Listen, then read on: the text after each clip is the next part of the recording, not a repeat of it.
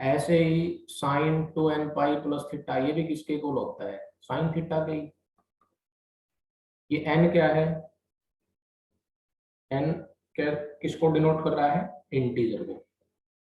ठीक है, ये रिजल्ट आपको पता है पहले, सबसे पहले हमने इसको पीछे यूज भी किए थे, इनको किया था ना यूज। अब नेक्स्ट जो इंपॉर्टेंट आर्टिकल है वो ये है, इसका थोड़ा डायरेक्ट बताऊंगा मैं, कि ये प्रूव करना है यहाँ, to prove article 1, to prove that e raised to power z is a periodic function, e raised to power z is a periodic function with period 2 pi iota, with period 2 pi iota।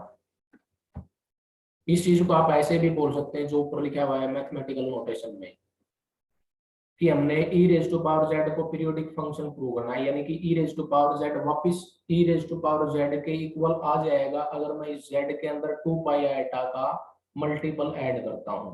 और 2 pi iota का multiple कौन है, साथ में n लिया उसने, यानी कि अपना टारगेट है ये प्रूव करना कि ये लेफ्ट साइड थी और ये थी राइट हैंड साइड, यानी कि लेफ्ट को राइट के इक्वल प्रूव करना। उससे क्या हो जाएगा, ये आप देख सकते हैं कि e रेज टू पावर में z में आपने 2 पाई आयटा का मल्टीपल लिया और वो ऐड किया, वो इक्वल वैल्यू दे रहा है वापस e raise to power z के।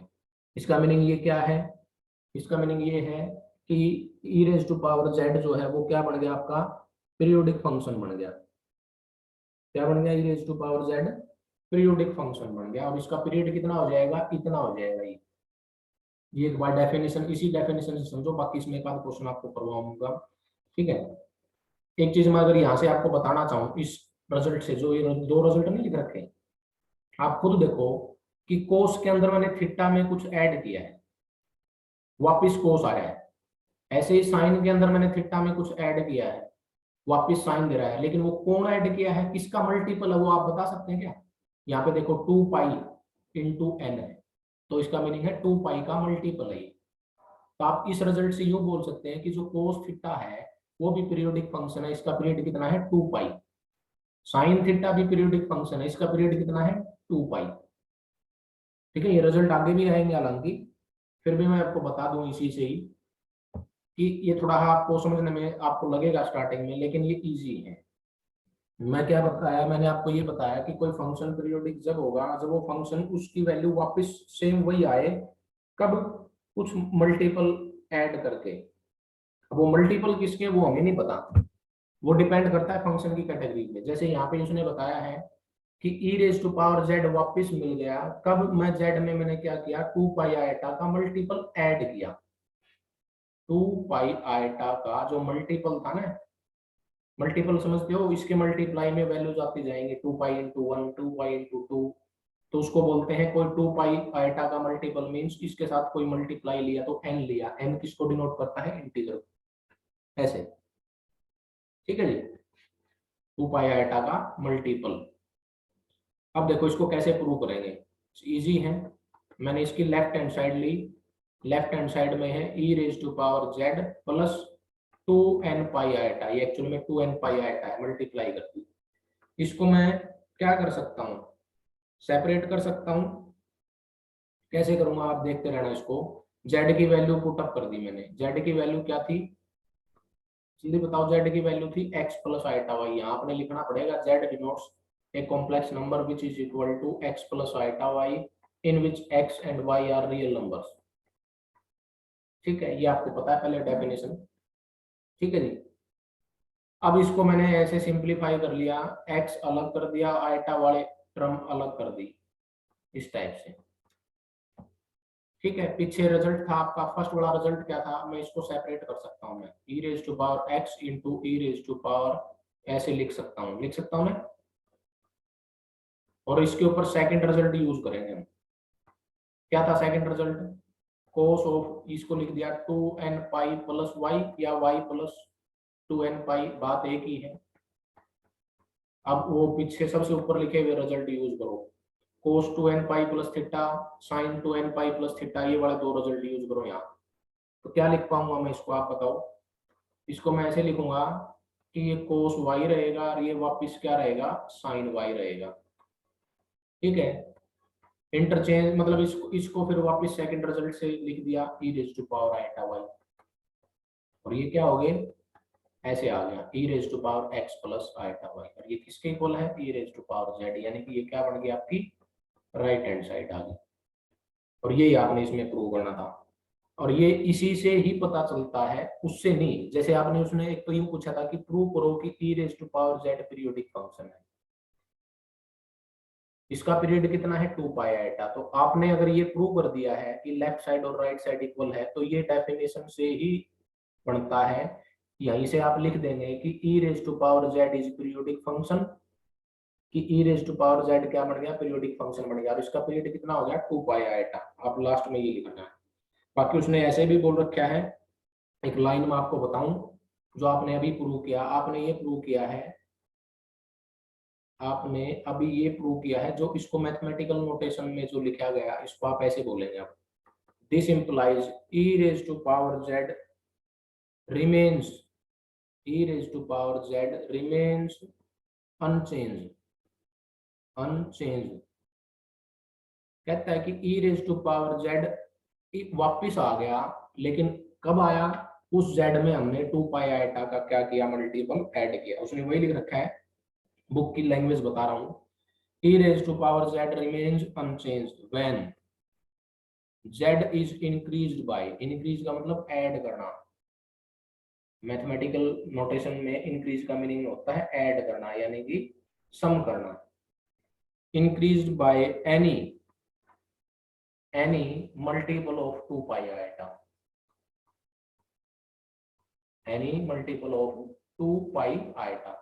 देखो ऊपर वाली जो लाइन लिखी उसको उसने मीनिंग की फॉर्म में बता दिया आपको, कि ऊपर वाले को क्या बोलेंगे, e raise to power same रहेगा, चेंज नहीं होगा। कब, जब मैं z को क्या करता हूँ, इंक्रीज करता हूँ, यानी कि देखो यार z को मैंने क्या किया, इंक्रीज का मतलब ऐड किया, z में क्या इंक्रीज किया, 2, सॉरी ये n यहाँ नहीं है, यहाँ पे ऐड क्या किया, 2 पाई आइटा का कोई मल्टीपल लिया।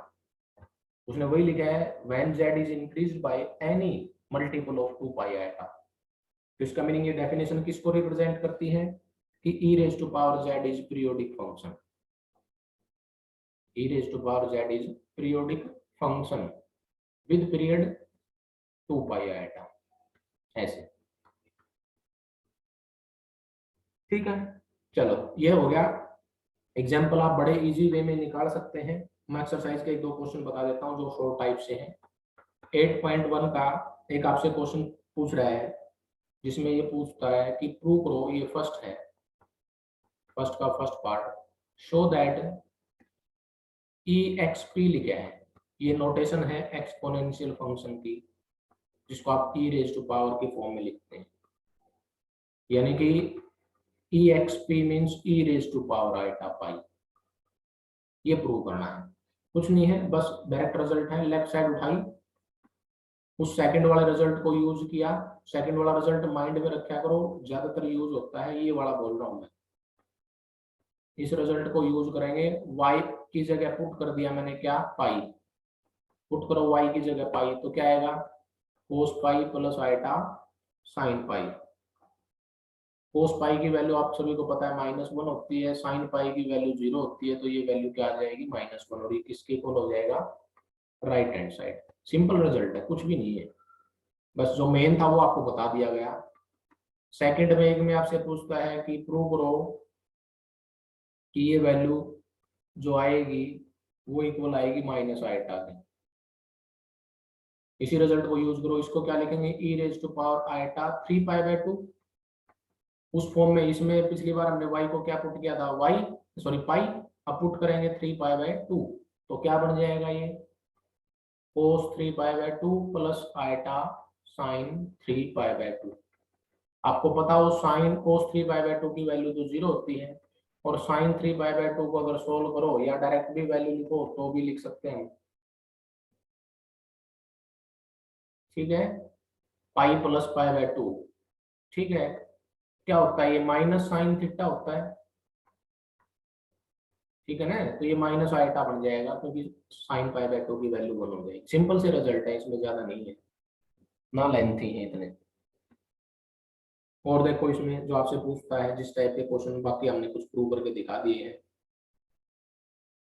अगर मैं आपसे पूछूं कि ये क्वेश्चन दे रखा है कि Z1 की वैल्यू दे दी उसने x1 plus iota y1, Z2 की वैल्यू दे दी x2 प्लस आइटा y2, तो यहाँ से आपसे कहता है कि find real and imaginary part, find real and imaginary part.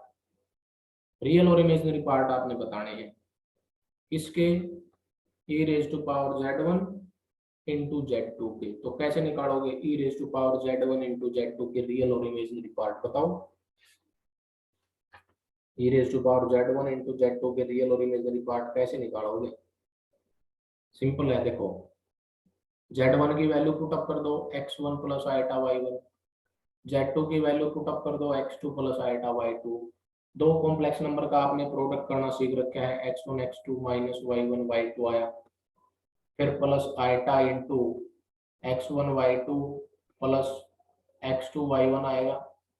इसको हमने पीछे वाले फर्स्ट रिजल्ट से ब्रेक कर दिया, x1 x2 minus y1 y2 into e raise to power iota x1 y2 plus x2 y1। इसको फिर सेकंड रिजल्ट के हेल्प से क्या लिख दिया गया आप बताओ? इसको क्या लिखेंगे, cos of x1 y2 plus x2 y1।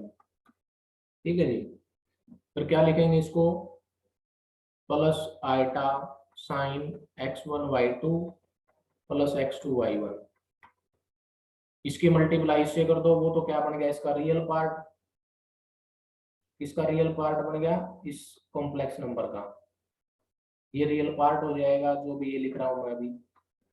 Cos multiply कर दो इसके साथ,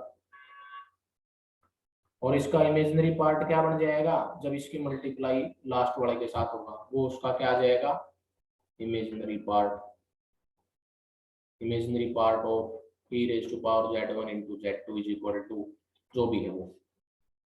ठीक है, इस टाइप से ये सिंपल है, कोई मुश्किल नहीं है। और क्वेश्चन अराइज करें तो कितने ही कर लो। आपसे अगर मैं पूछूं e raise to power Z1 plus Z2 का रियल और इमेजिनरी पार्ट निकालो तो निकाल सकते हैं। या आपसे पूछूं e रेज टू पावर, मैंने कोई नंबर दे दिया 2 प्लस 3 आइटा, इसका रियल और इमेजिनरी पार्ट इजीली बता सकते हैं। कैसे बताएंगे, e रेज टू पावर 2 अलग कर दो, e raise to power iota 3 अलग कर दो। e raise to power 2 as it is, इसको लिख दिया cos 3 plus iota sin 3, multiply कर दो e raise to power 2 cos 3 plus iota e raise to power 2 sin 3। ये इसका क्या बन जाएगा, रियल पार्ट, और ये क्या बन जाएगा उसका इमेजिनरी पार्ट। ऐसे करने ही, यानी कि आपने सीधी सी बात है, आप अगर ध्यान से देखो सबसे पहला आर्टिकल जो मैंने बताया था e raise to power z वाला, z means x plus iota y, और इसको हमने इक्वल प्रूव कर दिया था या रिजल्ट बना दिया था कि इक्वल आएगा ये। ठीक है, यूं था।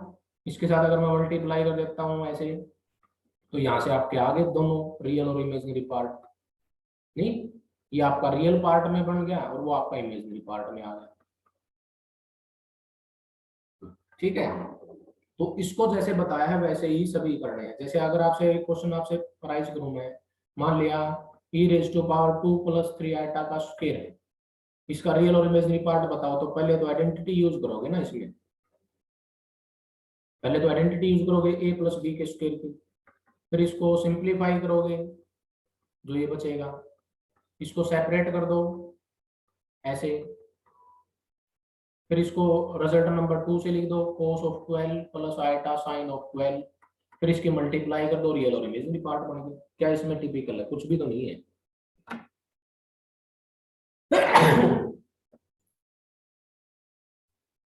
ठीक है, नेक्स्ट आप कर सकते हैं इससे बड़े इजीली वे में। कई बच्चे बाद में लास्ट में एंट्री कर रहे हैं, भाई बात ऐसे नहीं बनेगी। स्टार्टिंग में 45 के अराउंड स्ट्रेंथ या 57 होगी, ओनली अटेंडेंस के लिए आते हैं, ऐसा कोई बेनिफिट नहीं है इसमें। तो टाइम भी हमारे पास कम है, 8.1 आपको मैंने लगभग कंप्लीट करवा दिया। आप इसको कर सकते हैं, कोई डाउट है तो पूछ सकते हैं, बाकी एग्जांपल आप 2 कर लेंगे तो उनसे कंप्लीट हो जाएगा।